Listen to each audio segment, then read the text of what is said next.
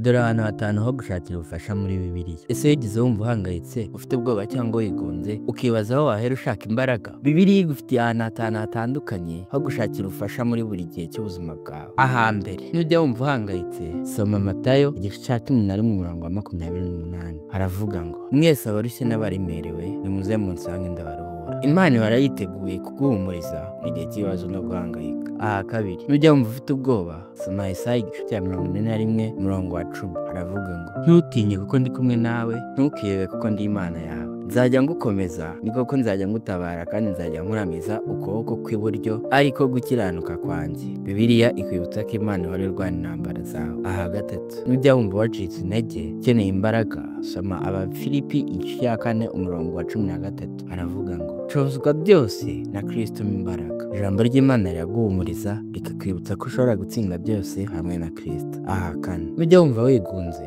soma Zaburi ya 34 igice cya 19. Haravuga ngo, Uwiteka aba hafi y'abafite imitima imenetse, kandi akiza abafite imitima ishenjaguwe. Imana ntigutererana, ihora hafi y'abababaye. Aha gatanu, iyo ukeneye inzira yo gukiranuka, soma Zaburi 119 umurongo wa 105. Haravuga ngo, ijambo ryawe ni itabaza ry'ibirenge byanjye, ni umucyo umurikira inzira yanjye. Bibiliya ni itara rigufasha kubona inzira nziza yo gukurikira Imana. Ijambo ry'Imana ni isoko y'imbaraga n'amahoro. Ntukarifate nk'igitabo gisanzwe, ifate nk'intwaro yawe ya buri munsi. Fata umwanya wo kurisoma, iryo rizaguha ibisubizo mu bihe byose. Andika ijambo Imana irandinze, niba wemera ko ijambo ry'Imana ryayo ari igisubizo cyawe. Sharing iri ku nshuti zawe cyangwa umuryango wawe, kugira ngo nawe bamenye aho bashakira imbaraga mu gihe cyose bakeneye ubufasha. Imana iguhe umugisha.